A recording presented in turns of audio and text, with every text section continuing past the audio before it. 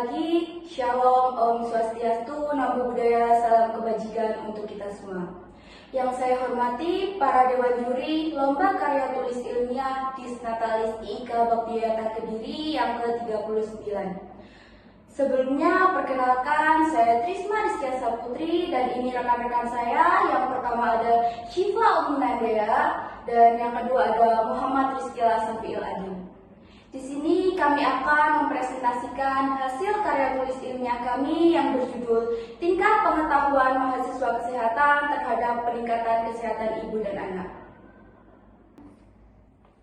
Latar belakang dari penelitian kami adalah tingginya angka kematian ibu dan juga angka kematian bayi. Meskipun terdapat penurunan, tetapi tidak mencapai target yang diinginkan pemerintah. Permasalahan ini menjadi prioritas utama pemerintah dikarenakan angka kematian ibu merupakan parameter kesejahteraan suatu bangsa. Oleh karena itu, perlu dilakukan peningkatan kesehatan ibu dan anak. Mahasiswa kesehatan dapat berperan menjadi ujung tombak masyarakat dengan memberikan edukasi dan juga memberikan pelayanan yang baik. Oleh karena itu, mahasiswa kesehatan harus memiliki pengetahuan dan pemahaman yang mendalam tentang kesehatan ibu dan anak agar dapat membantu menyelesaikan permasalahan yang terjadi di masyarakat. Dari latar belakang di atas, maka rumusan masalah kami adalah bagaimana pengetahuan mahasiswa kesehatan terhadap peningkatan kesehatan ibu dan anak. Dengan tujuan yaitu untuk mengetahui tingkat pengetahuan mahasiswa kesehatan terhadap peningkatan kesehatan ibu dan anak. Adapun beberapa manfaat dari penulisan karya tulis ilmiah ini, yang pertama yaitu bagi peneliti, penulisan ini diharapkan dapat dijadikan sebagai wadah latihan dan pengembangan kemampuan terhadap materi yang telah didapatkan pada saat perkuliahan. Yang kedua yaitu bagi institut, dapat digunakan sebagai bahan masukan dan evaluasi tentang pengetahuan mahasiswa kesehatan terhadap kesehatan ibu dan anak. Dan yang terakhir yaitu bagi peneliti selanjutnya, diharapkan dapat dijadikan sebagai bahan referensi dan acuan lanjutan oleh penelitian selanjutnya. Hubungan pengetahuan mahasiswa kesehatan terhadap kesehatan ibu dan anak. Pengetahuan merupakan buah dan aktivitas berpikir yang dilakukan oleh manusia. Tentunya setiap manusia memiliki tingkat pengetahuan yang berbeda. Oleh karena itu, pengetahuan sangat penting dalam kehidupan manusia. Salah satunya bagi mahasiswa kesehatan. Mahasiswa kesehatan sebagai garda terdepan memiliki potensi untuk meningkatkan pemahaman terhadap kesehatan ibu dan anak. Dengan demikian, pengetahuan yang baik dan mendalam sangat penting bagi mahasiswa kesehatan dalam memberikan edukasi dalam masyarakat mengenai peningkatan kesehatan ibu dan anak. Peran mahasiswa kesehatan dalam meningkatkan kesehatan ibu dan anak. Mahasiswa kesehatan sebagai garda terdepan masyarakat dalam peningkatan kesehatan ibu dan anak berperan penting dalam memberikan edukasi serta membantu melaksanakan program kesehatan ibu dan anak. Selain itu, mahasiswa kesehatan juga harus ikut berpartisipasi dalam menyikapi isu kesehatan serta mencari solusi untuk masalah kesehatan yang ada saat ini. Metodologi penelitian yang pertama, desain penelitian. Penelitian ini menggunakan pendekatan kualitatif dengan metode penelitian Focus Group Discussion atau FGD yang berlokasi di IIK Bhaktivedanta dengan subjek penelitian mahasiswa IIK Bhaktivedanta. Untuk teknik sampling penelitian ini menggunakan purpose sampling dengan kriteria yang pertama, mahasiswa yang memiliki pengetahuan tentang kesehatan ibu dan anak, mahasiswa yang memiliki pengetahuan tentang gizi yang baik, dan mahasiswa yang bersedia untuk diwawancarai. Dengan jumlah sampel 4 mahasiswa yang terdiri dari 2 mahasiswa kebidanan dan 2 mahasiswa keperawatan. Sumber data dalam penelitian ini dibagi menjadi 2, yaitu data primer yang didapatkan dari hasil diskusi kelompok dan juga data sekunder yang didapatkan dari dokumentasi dan juga sumber pustaka. Teknik analisis data yang pertama, pengumpulan data. Kami mencatat, merekam, serta mengambil semua poin penting dan tanggapan subjek penelitian. Yang kedua yaitu transkripsi. Data yang kami dapatkan melalui rekaman, kemudian kami ditranskripsikan menjadi teks. Yang ketiga yaitu kategorisasi dan kode. Dilakukan pengelompokan data ke dalam kategori berdasarkan isu yang muncul selama diskusi berlangsung. Selanjutnya analisis tematik. Kami melakukan analisa mengenai tema-tema yang muncul dari diskusi. Selanjutnya evaluasi fokus group discussion. Kami melakukan pengamatan bagaimana peserta berinteraksi, seperti peserta yang dominan, pandangan, dan wawasan topik setiap peserta. Selanjutnya, pada pembahasan, berdasarkan hasil fokus discussion dengan 43 pertanyaan dengan jumlah responden sebanyak 4, yaitu mahasiswa Institut Ilmu Kesehatan Bakti sebagai sampel, memahami tentang kesehatan ibu dan anak, pengetahuannya cukup baik dari beberapa tema yang dijadikan pertanyaan. Kita bahas satu-satu. Yang pertama adalah forum discussion dengan indikator kesehatan ibu dengan 3 subtema. Yang pertama adalah AKI atau angka kematian ibu. Semua responden memahami tentang AKI terkait kematian ibu selama kehamilan hingga 42 hari pasca persalinan. Dan pentingnya untuk pencegahan melalui perawatan diri, deteksi dini, dan dukungan keluarga.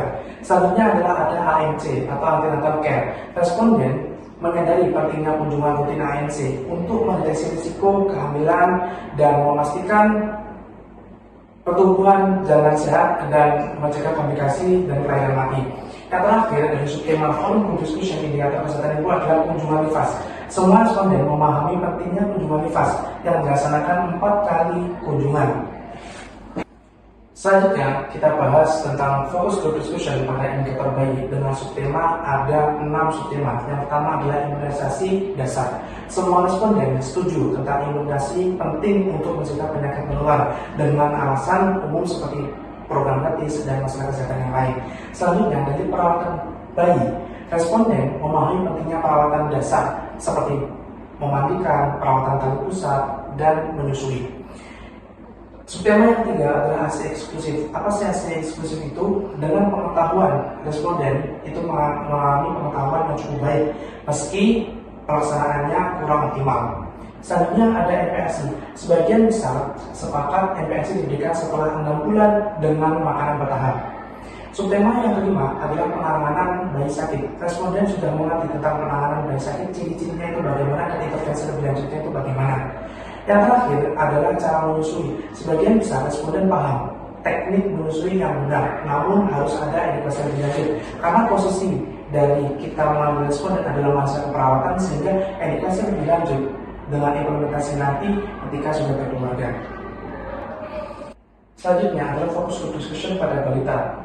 Yang pertama adalah tumbuh kembang. Responden memahami pentingnya pengukuran pertumbuhan dan pola makan yang bergizi seperti tinggi badan, berat badan, hingga kepala, dan lain sebagainya.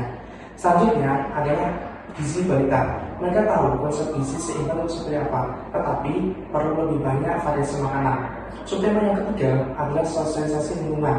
Sosialisasi di lingkungan seperti posyandu berjalan lebih baik atau berjalan dengan baik, mendukung perkembangan balita.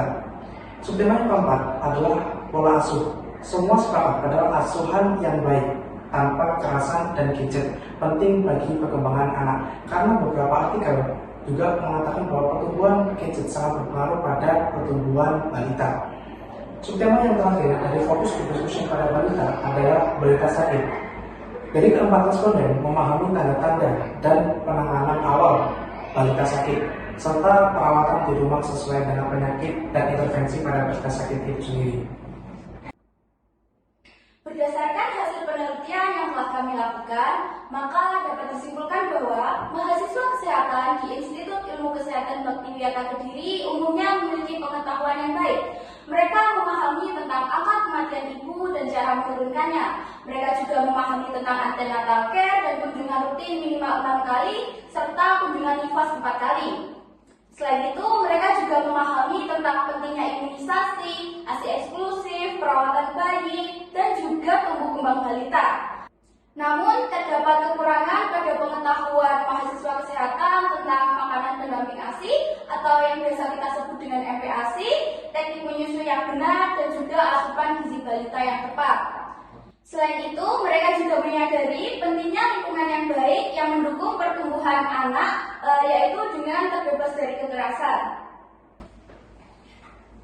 Dari kesimpulan yang sudah dijelaskan, mahasiswa kesehatan diharapkan mendapat edukasi lebih mendalam tentang teknik menyusui yang benar, pemberian makanan pendamping ASI, dan asupan gizi yang tepat, agar lebih banyak ibu memahami pentingnya ASI dan nutrisi bagi anak. Mereka juga perlu terlibat dalam pelatihan praktis terkait penanganan bayi dan balita sakit untuk meningkatkan pemahaman tentang berbagai kondisi kesehatan dan perawatannya. Dengan langkah-langkah ini, Mahasiswa diharapkan berperan lebih aktif dalam meningkatkan kualitas kesehatan ibu dan anak, serta membantu menurunkan angka kematian ibu dan bayi di Indonesia. Berikut ini ada dokumentasi ketika kita melaksanakan karya tulis ilmiah dengan fokus group discussion pada mahasiswa Institut Ilmu Kesehatan Baktiwiyata dengan jumlah sampel 4 anak dari mahasiswa kesehatan dan terdiri dari beberapa prodi, sehingga konstruksi mendalam terkait dengan jawaban responden sangat berpengaruh dalam karya tulis ilmiah kami. Untuk menunjang pengetahuan mahasiswa kesehatan di Institut Ilmu Kesehatan Baktiwiyata Kediri, kami membuat 2 output, yaitu buklet dan juga artikel.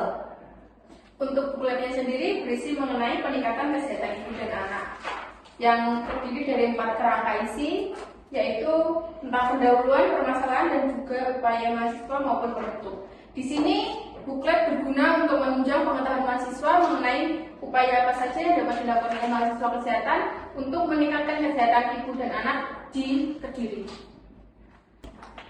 Selanjutnya adalah artikel, di mana artikel ini bisa kita lihat di jurnal keperawatan komprehensif, dan mahasiswa kesehatan bisa lebih luas dan bisa menjadi bahan acuan untuk pembelajaran.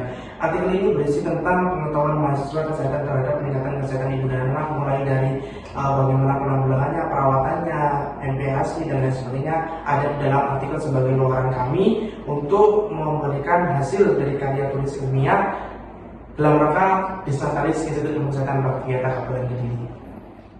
Sekian presentasi dari kami. Bila ada kurang lebihnya, kami mohon maaf sebesar-besarnya. Kami ucapkan terima kasih. Wassalamualaikum warahmatullahi wabarakatuh.